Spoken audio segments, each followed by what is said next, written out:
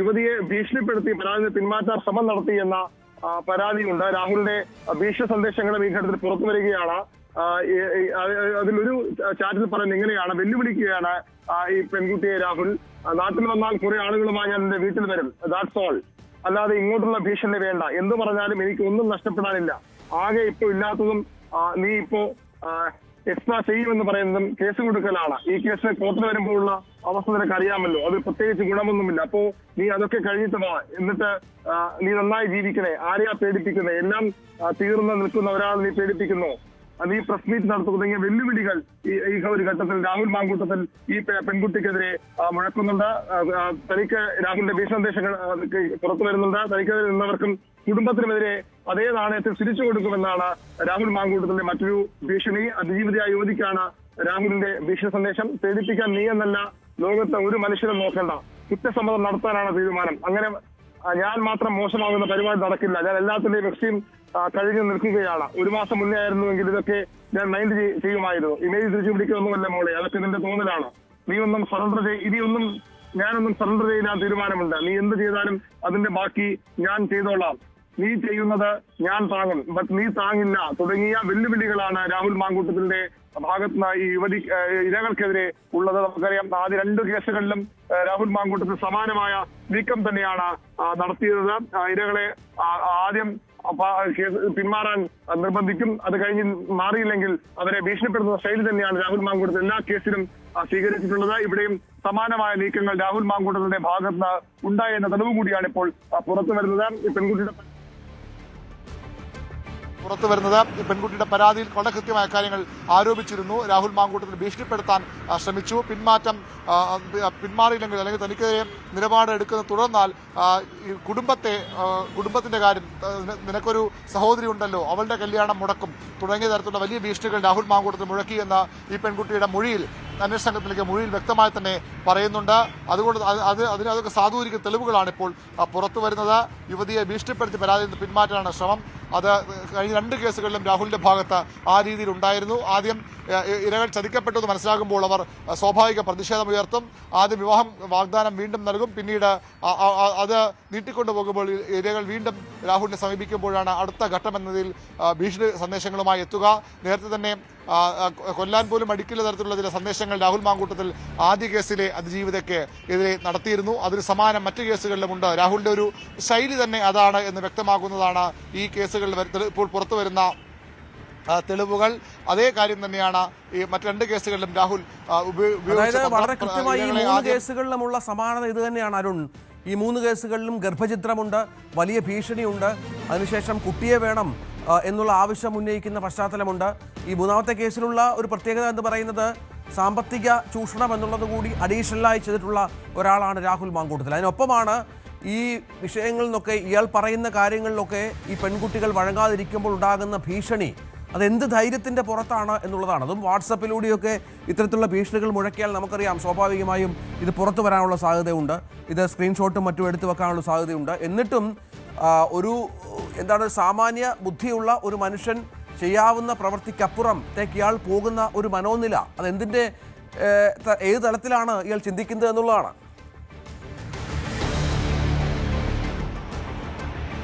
തീർച്ചയായിട്ടും ഒരുപക്ഷെ അധികാരത്തിന്റെ ഹുങ്കായിരിക്കാം, അല്ലെങ്കിൽ തനിക്ക് ഒന്നും സംഭവിക്കാൻ പോകുന്നില്ല. ഇത്തരം സമാനമായ കേസുകൾ ഈ പ്രത്യേകിച്ച് വിവാഹിതകളായിരുന്ന അല്ലെങ്കിൽ വിവാഹബന്ധം വേർപെടുത്തിയ പെൺകുട്ടികളാണ് ഇരകളെങ്കിൽ അവർ വിവാഹിത എന്ന വിവരം മറച്ചു വെച്ചുകൊണ്ട് ബന്ധപ്പെട്ടു എന്ന നിയമപരമായി തെളിയിക്കാൻ സാധിക്കുന്ന കാര്യങ്ങൾ ഉണ്ടാകുമെന്ന ആത്മവിശ്വാസമാകാം, അല്ലെങ്കിൽ അവർ പുറത്തു വരാൻ മടിക്കുമെന്നതുകൊണ്ട് തന്നെയാകാം. സ്വാഭാവികമായും ആദ്യ കേസിലെ എന്തുകൊണ്ട് ഈ മൂന്നാമത്തെ കേസ് ഇത്ര വൈകി എന്ന ചോദ്യത്തിനുള്ള ഉത്തരം വളരെ വ്യക്തമാണ്. ആ പെൺകുട്ടിയുടെ മൊഴികൾ വളരെ വ്യക്തവുമാണ് രഞ്ജിത്ത്. അതായത് ആദ്യത്തെ കേസിൽ വന്ന പെൺകുട്ടി ഇര അവർ അനുഭവിച്ച ആൾക്കൂട്ട ആക്രമണം എന്ന് തന്നെ പറയാവുന്ന മൊബൈൽ ലിഞ്ചിങ്, അതായത് വളരെ കൃത്യമായി സൈബർ ലിഞ്ചിങ് അവരെ നടത്തുന്നു. അവരെ മാത്രമല്ല അവരുടെ കുടുംബാംഗങ്ങളെ പോലും തിരഞ്ഞുപിടിച്ചുകൊണ്ട് അവരുടെ എല്ലാ പശ്ചാത്തലങ്ങളും പുറത്താക്കിക്കൊണ്ട് ഇരയുടെ ഐഡന്റിറ്റി വെളിപ്പെടുത്തിക്കൊണ്ടുള്ള ആക്രമണം. സ്വാഭാവികമായും ഏത് പെൺകുട്ടിയും പതറിപ്പോകുന്ന സാഹചര്യങ്ങളുണ്ട്. അതുകൊണ്ട് തന്നെയാണ് ഇപ്പോൾ പുറത്തു വരുന്ന 2 ഇരകളും പുറത്തു വരാൻ വൈകിയത്, പരാതി വൈകിയത്, മുഖ്യമന്ത്രിക്ക് അയച്ച മെയിലിൽ വളരെ വ്യക്തമായി പെൺകുട്ടി ഇതൊക്കെ പറയുന്നുണ്ട്. ഇനിയും ഇരകൾ വരാനുണ്ടെന്ന് കോൺഗ്രസിലെ നേതാക്കൾ തന്നെ ഇന്നലെ നമ്മോട് സംസാരിച്ച ഷഹനാസ് അടക്കമുള്ളവർ അക്കാര്യം തുറന്നു പറയുന്നുണ്ട്. ഇനിയും ഇരകൾ വരാനുണ്ട്. അത് മുഖ്യമന്ത്രിക്ക് ഓഫീസിന് ഒരുപക്ഷെ അറിയാവുന്ന വിവരമായിരിക്കാം, പ്രതിപക്ഷ നേതാവിന് ഒരുപക്ഷെ അറിയാവുന്ന വിവരമായിരിക്കാം, കോൺഗ്രസിലെ പ്രധാനപ്പെട്ട നേതാക്കൾക്കൊക്കെ അറിയാവുന്ന വിവരമായിരിക്കാം. ഇനിയും ഇരകൾ വരാനുണ്ട്. പക്ഷേ ഇരകൾ വരാൻ മടിക്കുന്നത്, വൈകുന്നു. ഒരുപക്ഷെ അവർ ഒരു കുടുംബജീവിതം നയിക്കുന്നവരാകാം. 23 വയസ്സ് മാത്രമുള്ള ഒരു പെൺകുട്ടിയാണ്. അവൾ ഒരുപക്ഷെ അവളുടെ ജീവിതവുമായി മുന്നോട്ട് പോകുന്നതായിരിക്കാം. ഇത്തരത്തിൽ പല തരത്തിലുള്ള ആളുകളുണ്ട്. ഒരുപക്ഷെ കുടുംബജീവിതം നയിക്കുന്നവരോ അല്ലെങ്കിൽ വിവാഹിതരാകാൻ തയ്യാറെടുക്കുന്നവരോ ഒക്കെ ഉണ്ടാകാം ഈ കേസുകളിൽ. അത്തരം പല പേരുകൾ ഇനിയും പുറത്തു വരാനിരിക്കുന്നു.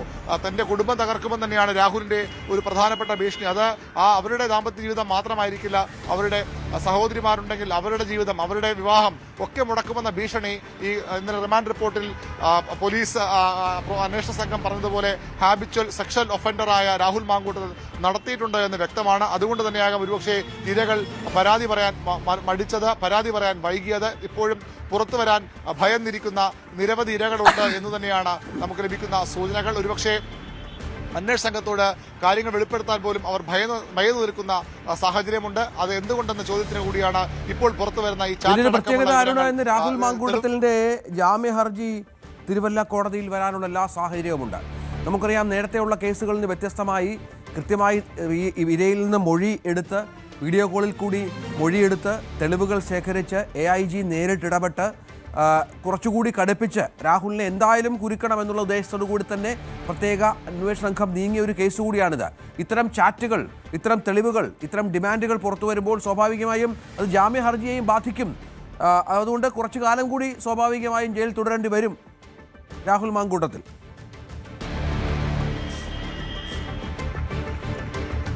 സ്വാഭാവികമായും ഇന്ന് തന്നെ ജാമ്യം കിട്ടണമെന്ന്, അല്ലെങ്കിൽ നാളെ ജാമ്യാപേക്ഷ പരിഗണിക്കുമ്പോൾ തന്നെ കിട്ടണമെന്നില്ല. കാരണം പോലീസിന്റെ കസ്റ്റഡി അപേക്ഷയുണ്ട്. കസ്റ്റഡി കാലാവധി അവസാനിക്കുന്നതുമായി ബന്ധപ്പെട്ട് മാത്രം, അല്ലെങ്കിൽ അവസാനിച്ചതിനെ തുടർന്ന് മാത്രമേ, അല്ലെങ്കിൽ പോലീസ് അന്വേഷണം രാഹുലിനെ തെളിവെടുപ്പിന്, ചോദ്യം ചെയ്യലിന്, രാഹുലിന് അറിയാവുന്ന വിവരങ്ങൾക്കൊക്കെ കൃത്യമായി, സ്വാഭാവികമായും ഇനിയിപ്പോൾ കസ്റ്റഡി ഉള്ളതുകൊണ്ട് തന്നെ നേരത്തെയുള്ള ഈ മുൻകൂർ ജാമ്യാപേക്ഷയൊക്കെ നിലനിൽക്കുമോ? ഇപ്പോൾ അറസ്റ്റിൽ നിന്ന് സംരക്ഷണം ഹൈക്കോടതി ഒരു കേസിൽ രാഹുലിന് 2 കേസിലും നൽകിയിട്ടുണ്ട്. ആ സംരക്ഷണമൊക്കെ എത്ര നാൾ ഇനി നിൽക്കുമെന്ന സംശയമുണ്ട്. കാരണം രാഹുൽ മറ്റൊരു കേസിൽ പ്രതിയായി ജയിലിൽ കഴിഞ്ഞു. സ്വാഭാവികമായും അറസ്റ്റിലേക്ക് പോകാമെന്ന് അവരും ആ കേസുകളിലും വിധി ഉണ്ടായേക്കാം. അങ്ങനെയെങ്കിൽ രാഹുൽ വീണ്ടും കസ്റ്റഡിയിൽ തുടരുന്ന സമയം കൂടാനാണ് സാധ്യത. അതിനപ്പുറത്തേക്ക് രാഷ്ട്രീയ ആരോപണമാണ്, കെട്ടിച്ചമച്ചതാണ്, ഗൂഢാലോചനയാണ് എന്നൊക്കെ രാഹുലിന്റെ വാദങ്ങൾ അംഗീകരിച്ച് കോടതി ജാമ്യം നൽകുമോ എന്ന കാര്യത്തിൽ വ്യക്തതയില്ല. അതിൽ കോടതിയാണ് അതിൽ തീരുമാനമെടുക്കേണ്ടത്. പക്ഷേ അതിന് അത്ര സാധ്യതയില്ല എന്നാണ് ഇപ്പോൾ നമുക്ക് ലഭിക്കുന്നത്. തിരിച്ചു വരാം. ഇപ്പോൾ ഡാൻ കുര്യൻ കൂടി വിവരങ്ങൾ പങ്കുവെക്കുന്നുണ്ട്. ഡാന്, വളരെ നിർണായകമായ ചാറ്റുകൾ, അത് ഈ മൂന്നാമത്തെ കേസിനെ സംബന്ധിച്ചിടത്തോളം പ്രാധാന്യമുള്ളതാണ്, ഗൗരവമേറിയതാണ്. അത്രത്തോളം ഭീഷണി സ്വരത്തിലാണ് ഇയാൾ സംസാരിക്കുന്നത് ഈ പെൺകുട്ടിയോട് എന്നുള്ളതാണ്. ഇതിൻ്റെ ഒരു റെലവൻസ് വളരെ പ്രധാനമാണല്ലോ, വളരെ പ്രധാനപ്പെട്ട കാര്യങ്ങളാണല്ലോ പുറത്തു വന്നിരിക്കുന്നത്.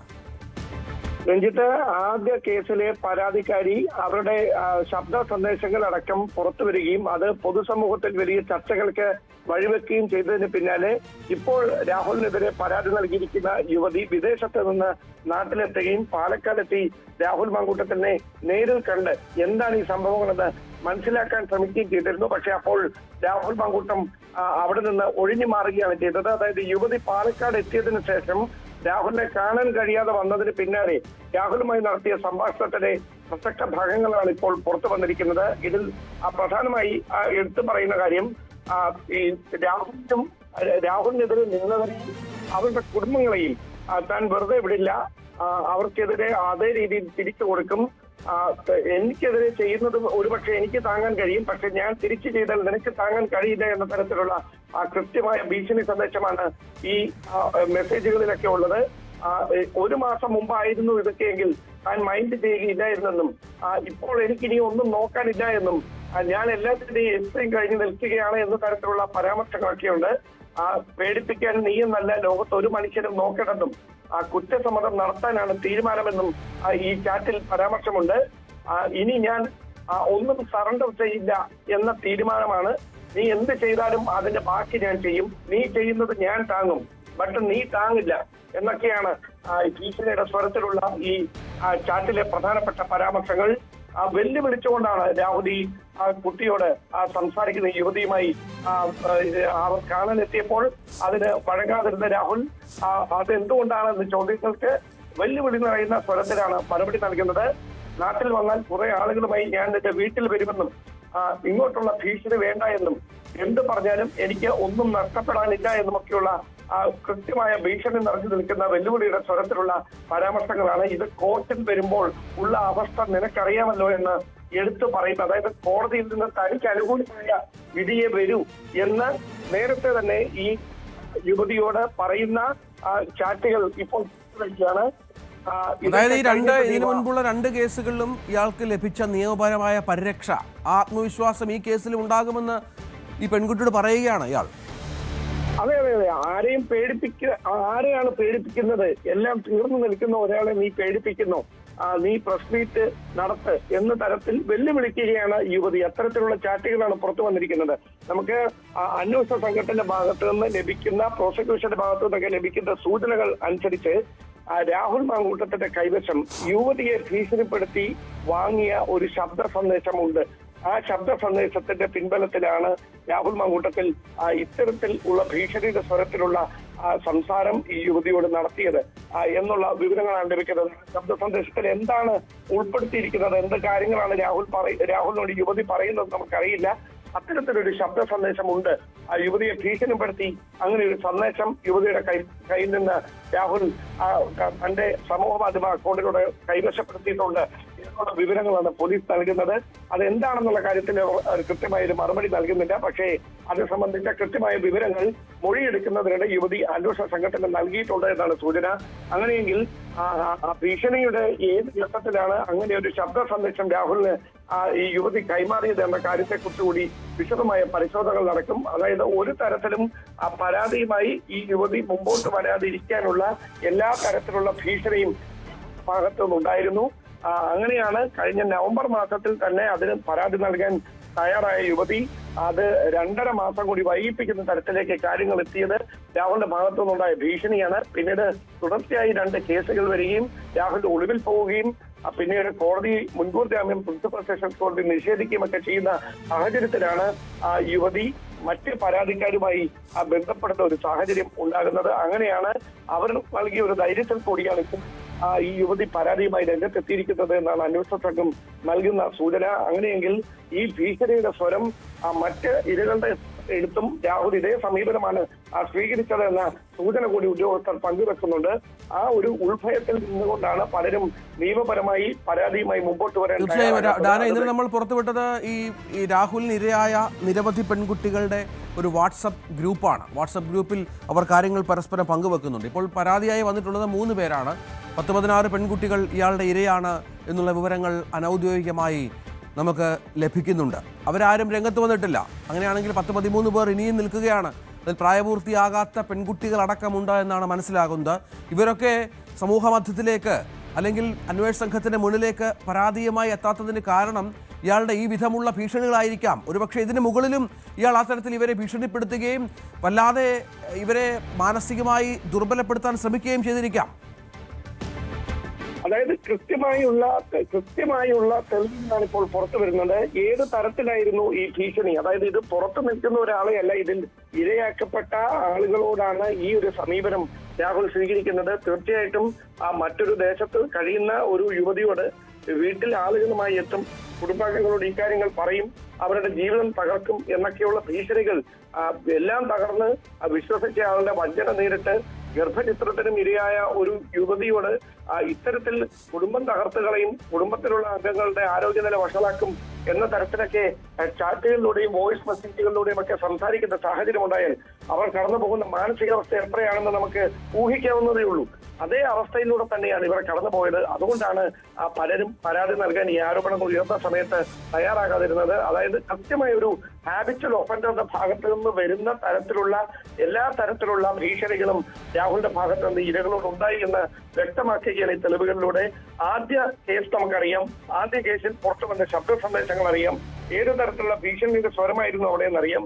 അതേ സമാനമായ തരത്തിലുള്ള ഭീഷണിയാണ് ഈ യുവതി രാഹുലിനെ നേരിൽ കാണാൻ ശ്രമിച്ചപ്പോൾ അതിന് തയ്യാറാകാതിരുന്ന രാഹുൽ പിന്നീട് ആ മെസ്സേജുകളിലൂടെയും വോയിസ് മെസ്സേജുകളിലൂടെയും ഇവർക്ക് കൈമാറിയിരിക്കുന്നത്. പിന്നീട് യുവതിയെ ഭീഷണിപ്പെടുത്തി രാഹുൽ കൈവശപ്പെടുത്തിയ മറ്റൊരു ശബ്ദ സന്ദേശം രാഹുലിന്റെ കൈവശമുണ്ട് എന്നുകൂടി പോലീസ് പറയുമ്പോൾ, അന്വേഷണ സംഘം അത്തരത്തിലൊരു സൂചന നൽകുമ്പോൾ എത്രമാത്രം കൃത്യമായിട്ടായിരുന്നു ഇങ്ങനെ ഒരു ക്രൈം ചെയ്യുന്നതിന് വേണ്ടിയുള്ള പ്ലാനിങ് രാഹുൽ നടത്തിയിരുന്നു. അതായത് എല്ലാം ചെയ്തതിന് അവസാനം ഇരയാക്കപ്പെടുന്നവർക്ക് കുരുക്കാകുന്ന കൃത്യമായ ഡിജിറ്റൽ തെളിവുകൾ കൈവശപ്പെടുത്തി സൂക്ഷിച്ചതിന് ശേഷം അവരെ വെല്ലുവിളിക്കുന്ന ഒരു പ്രത്യേക മാനസികാവസ്ഥയിലായിരുന്നു രാഹുൽ മാങ്കൂട്ടത്തിൽ എന്നാണ് അന്വേഷണ സംഘത്തിന്റെ കണ്ടെത്തൽ. തീർച്ചയായും അതാണ് എത്ര ക്രൂരമായാണ് ഇയാൾ ഈ ഇരകളോട് ഇടപെട്ടത് എന്നതിൻ്റെ ചാറ്റുകളാണ് പുറത്തു വരുന്നത്.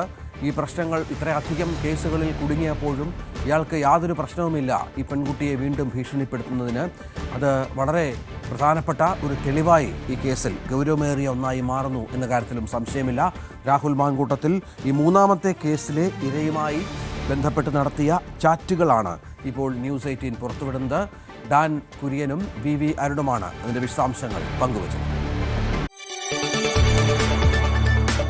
കൂടുതൽ വാർത്തകൾക്ക് news 18 Keralam YouTube channel subscribe ചെയ്യുക.